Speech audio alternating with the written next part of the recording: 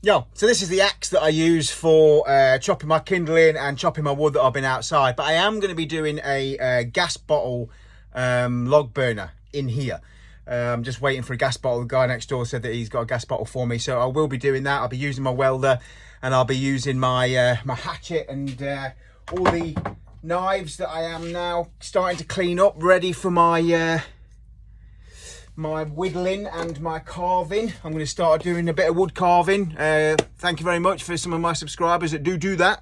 Click and subscribe if you're not already, and I'll catch you in the next one.